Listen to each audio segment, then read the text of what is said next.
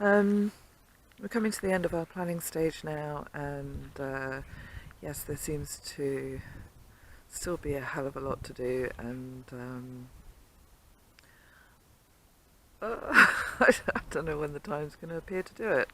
We shall see. The main things really are going to be the getting the bike ready, and so we're scheduled in next week for a couple of days with Mick, the mechanic, who has been doing an awesome job with the bike so far, and we're going to complete that work hopefully next week.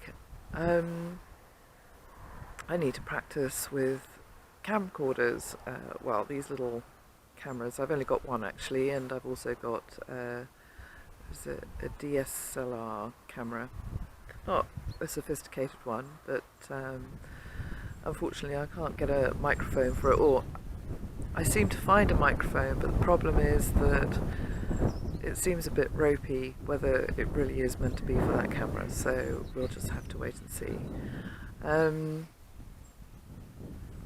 Practicing on the bike, well, you know, a lot of people seem to think that, well, certainly men seem to think that the basis of this trip is what their basis of a trip would be, or the basis of what any person would do a trip like this for, aka, you know, go out, have a massive adventure. And yes, to some degree that's true, but this isn't my adventure, this is Sophia's adventure. And if there's one thing that going off-road taught me the other day, and some of the trails that we went on, is definitely the type of roads we will not be going near. I would not put Sophia through that, and the risks are just too high. You can't, you just can't take risks like that when you're travelling with a child. And a lot of people seem to think, though, that all the roads in Africa are like that, but it's not like that at all. There's a lot of paved roads for starters, and if it's not paved, then they generally gravel or sand.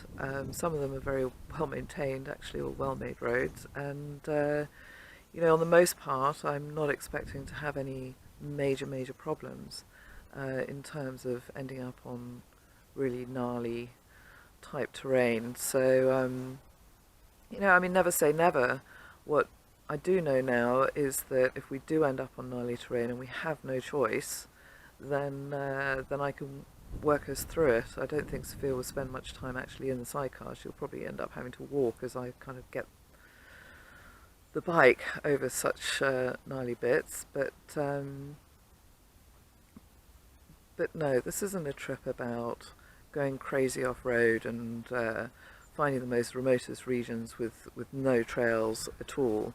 This is a trip about Sophia and her experiencing something different, her having her own adventure, and an experience of life, and there are limitations to that, obviously, because she's still young, and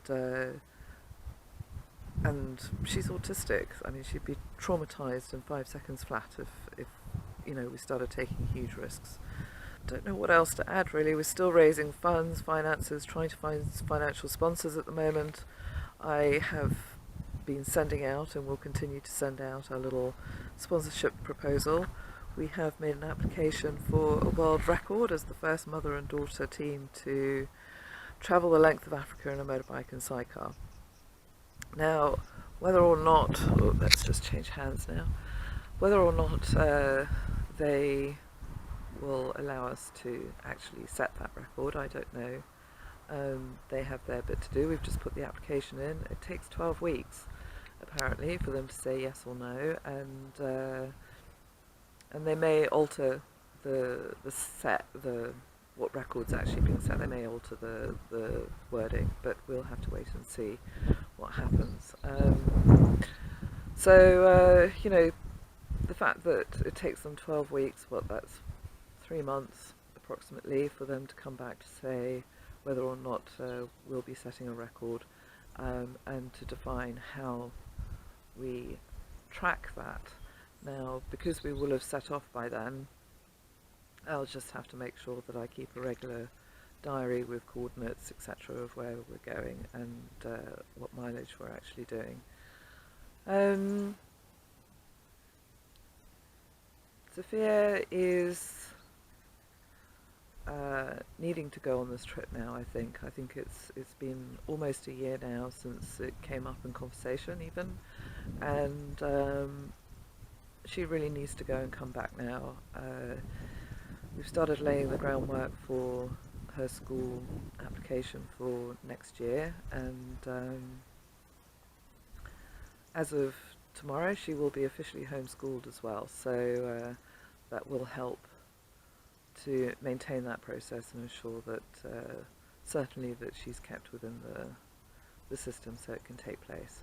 And credit where credit is due. The council have been really helpful. They've pushed along the paperwork as much as they can, and whilst I doubt we'll have everything done and dusted before we leave, we certainly will be a long way down that road, and big thank you to them for that. Hope you enjoyed our little update, and see you soon.